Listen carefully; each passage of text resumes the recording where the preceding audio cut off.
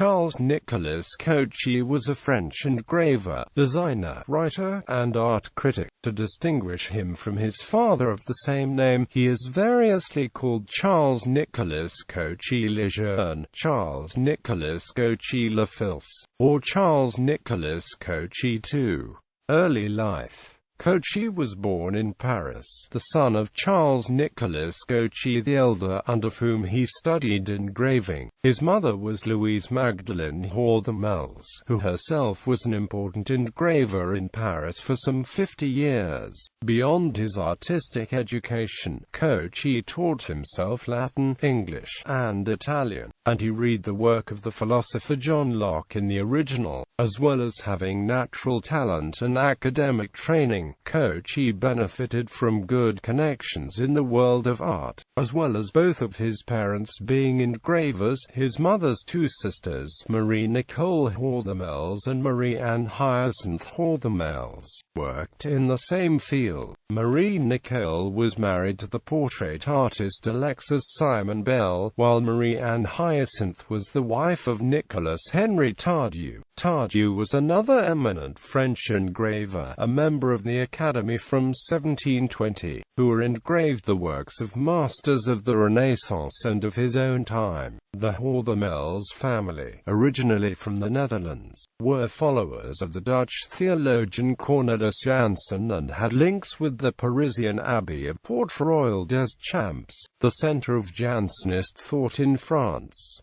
In the 1730s, Cochin was a member of the Gobelins group which centered around Charles Paracel. Career. Cochin rose quickly to success and fame. As early as 1737, he was employed by the young King Louis XV to make engravings to commemorate every birth, marriage, and funeral at the king's court, and from 1739 he was formally attached as designer and engraver to the Menus Plaisirs du Roi, where all such ephemeral occasions were produced, as well as being an engraver to the court. He was also a designer, a writer on art, and a portrait artist. In 1749, Mme de Pompadour selected Cochin to accompany her brother Abel Poisson, the future Marquis de Marigny, on a study tour of Italy, in the company of the architect Jacques-Germain Soufflot and the art critic Jean-Bernard Abbé Leblanc. Cochin, Soufflot and Marigny remained close friends on the return, when their considerable combined influence did much to bring about the triumph of neoclassicism in France. On his return in 1751 he was admitted a member of the Royal Academy of Painting and Sculpture, where he had been agrégé since 1741. In 1752, following the death of Charles-Antoine Coypel, he was appointed as Coypel's successor as keeper of the king's drawings and given a lodging in the Louvre. From 1755 to 1770, he had the title of the king's administrator of the arts, and in this role he commissioned work from other artists, established programs for the decoration of the king's palaces and chateaux, and granted pensions. Between 1750 and 1773, Cochin's work was directed by the Marquis de Marigny. King Louis XV, the director of the Bâtiments du Roi. Cochin was effectively Marigny's academic liaison. In 1750 to 1751, Cochin, with Jérôme Charles Bellecarde, accompanied Marigny on a visit to the excavations at Herculaneum. In 1753, Cochin and Bellecarde published their observations upon the antiquities of the town of Herculaneum, the first illustrated account of the discoveries there, which largely caused the frescoes of Herculaneum to be disregarded. Editions of the work in English were published in 1753, 1756, and 1758, and in French in 1754, 1755, and 1757. Cochin was able to influence the artistic taste of France and was one of his country's primary leaders of taste during the 18th century. His years of greatest administrative influence were from 1752 to 1770. In 1755, he became secretary of the Academy, a position he still held in 1771, and for 1 year he was director of the Société Académique des Enfants d'Apollon. He was a frequent guest at the dinners given by Madame Geoffrin, and was said to speak brilliantly at them of painting and engraving. Cochin saw himself as an educator and was critical of the Rococo style, whose extravagance he publicly criticized in letters in the Mercure de France. He argued for technical precision and for skill in the use of natural elements. In the 1750s he also attacked the early, extreme phase of neoclassicism known as the Gout Grec, exemplified in the work of the architect Jean-François de Neufforge. King Louis XV rewarded Cochin's talents with a patent of nobility and membership of the Order of St. Michael and granted him a pension. However, after the death of Louis XV in 1774, Cochin fell out of royal favor, and in his later years he lived in comparative poverty.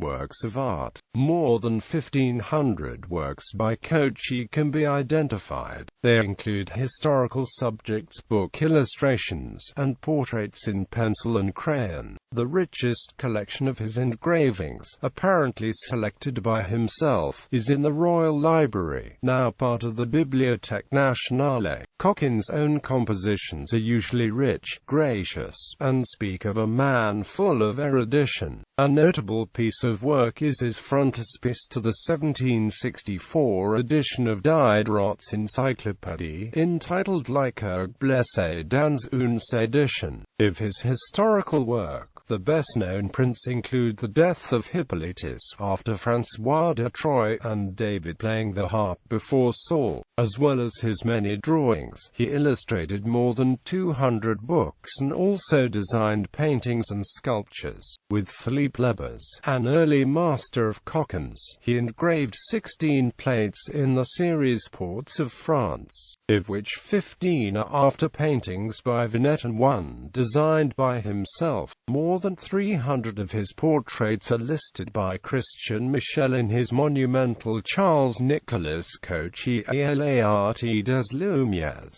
legacy. In 1912, a typeface named Cochin, in honor of the artist, was designed by Georges Penot. The style was inspired by Cochin's engravings, however, it is not a direct copy of those presented in the prints. Publications. Cochin, Charles-Nicolas, Voyage d'Italie, I recueilles and notes sur les ouvrages de peinture de sculpture convoit dans les principales villes d'Italie. Cochin, Charles-Nicolas, Observations upon the antiquities of the town of Herculaneum. Cochin, Charles-Nicolas, Recueil de quelques pieces concernant les arts, avec une dissertation sur le fait de la lumière et des ombres relativement la peinture. Cochin, Charles-Nicolas, Réflexions sur la critique des ouvrages exposés au Louvre. Cochin, Charles-Nicolas, Les Mystotechnistes en fers, our examen critique des observations de N. DLG sur les arts.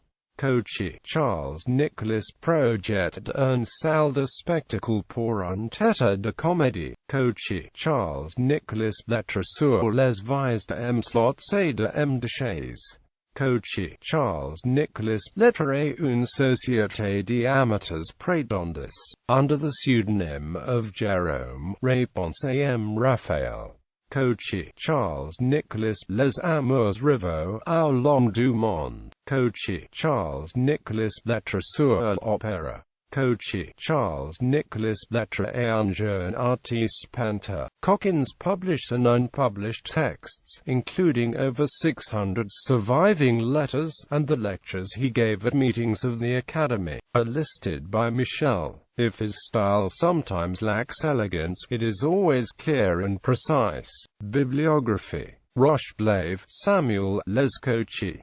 Rocheblave, Samuel, Charles-Nicolas Cochin, graver et dessinateur. Michel, Christian, Charles-Nicolas Cochin le Lèvre illustré ex bicycle, avec un catalogue raisonné des livres illustrés par Cochin 1735–1790. Michel, Christian, Le Voyage d'Italie de Charles-Nicolas Cochin. Michel, Christian, Charles-Nicolas Cochin et l'art des Lumières. Foster, Carteret, Charles-Nicolas Cochin the Younger. The Philadelphia Portfolio in Philadelphia Museum of Art Bulletin, Volume 90, No. 381, pp. 1–28, DOI 10.2307, 3,795,470. Michel's Charles-Nicolas Cochin et l'art des Lumières was described in the Art Bulletin by a reviewer as the most sophisticated study of any single figure of the 18th century European art world known to me.